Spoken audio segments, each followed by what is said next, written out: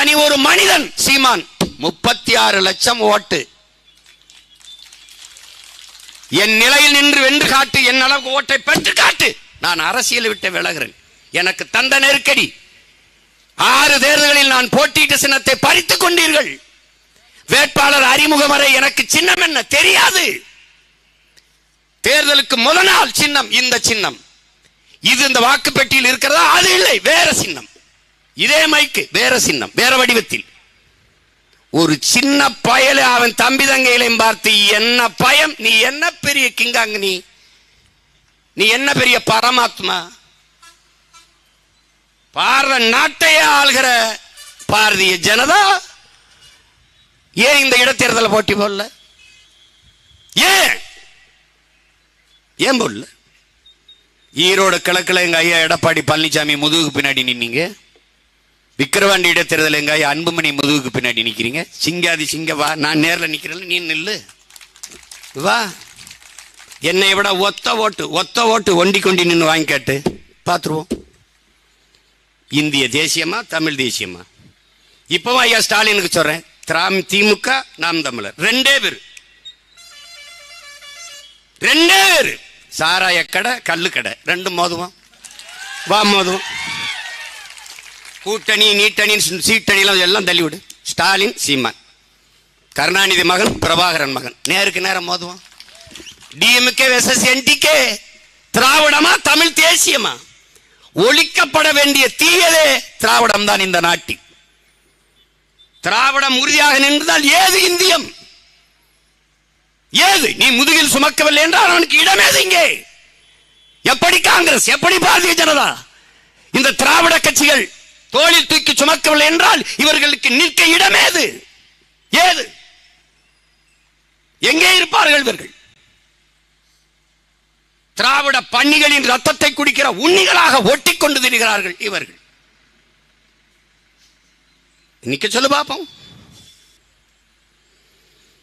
சாராயம் குடிச்ச செத்தவனுக்கு நீ 10 லட்சம் கொடுத்து சரித்திரம் மாதிரி ஒரு நிகழ்ச்சியா காட்டுறீங்க. சரித்திர புகழ் வருது. என்னது இது வேலை? என்ன வேலை? சாராயம் கள்ளச்சாராயம் காய்ச்சுவது சட்டப்படி குற்றம், குடிப்பதும் குற்றம்.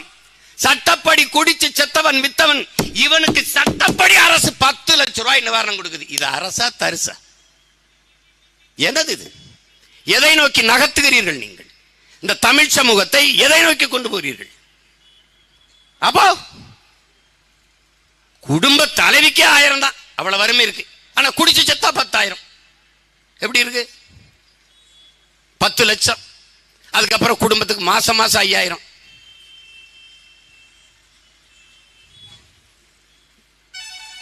அரசுக்கு தெரியாது. இதுல எங்க அண்ணன் கமலஹாசன் அதுக்கு நற்சான்றிதழ்.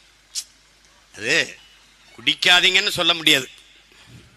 ஏன் சொல்ல முடியாது? ஏன் சொல்ல முடியாது? மறுபடியும் ஒரு தடவை தயவு செய்து கொரோனா வரணும்னு நான் வேண்டிக்கிறேன். வந்தா மூடிடுவாங்க.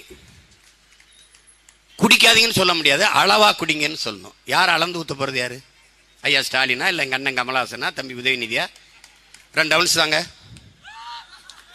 போங்க 2 ounce தான். இது எப்படி? போறவன்லாம் பதாக வச்சுட்டு படிச்சுட்டே அளவா குடிக்கணுமாம்டாடே. இந்த மாதிரி அறிவாளிகளை நீங்க எங்க கொண்டு சேர்ப்பீங்க? நாம போற்றிய மதிச்ச நேசிச்ச எங்க அண்ணங்கெல்லாம் இப்படி பேசுனா நாங்க எங்கே போறது? எங்கே போறது? கட்டையை வச்சு முட்டு கொடுப்பாங்க சென்றி போடும்போது. ஆனா தலையை வச்சு முட்டு கொடுக்கறத நான் இப்பதான் பாக்குறேன். நாங்க பெரிதும் நேசிச்ச கம்யூனிஸ்ட் இயக்கங்கள் அதுலதான் இருந்து வளர்ந்தோம். அதுல எங்க அண்ணன் முத்தரசன் மாநில பொதுச் செயலாளர். இங்க என் தம்பி கூட பேசு, கள்ளச்சாராயம் நல்ல சாராயத்துல என்னடா கள்ளச்சாராயம் நல்ல சாராயம்? சாராயம் தான்டா. விஷத்துல என்னடா நல்ல விஷம் கெட்ட விஷம்? விஷம் தான். அரசு காட்சி வித்தா நல்லது, தனியார் காட்சி வித்தா கெட்டதா? ஒழிக்கணும் என்ன செய்யணும்? இவங்களை ஒழிக்கணும் என்ன? ஒரே ஒரு ஓட்டு என் தங்கச்சிக்கு போடணும், அவ்வளவுதான். பிணங்களையும் பணத்தை போட்டு மூடிடலான்னு நினைக்கிறாங்க பாருங்க. இன்னும் இருக்கிறவங்கள எத்தனை பேர் உயிரிழப்பாங்கன்னு யாருக்கு தெரியும்? மருத்துவர் என்ன சொல்றாங்க? அவங்க உயிர் பிழைச்சிட்டு வீட்டுக்கு வந்தாலும் எப்படியும் 1 மாசத்துக்குள்ள இறந்துருவாங்க. அங்க இருந்தாலும் 10 லட்சம் கொடுப்பான், வீட்டில் வந்து இறந்தா என்ன நடக்கும்? ஒன்றும் இருக்காது.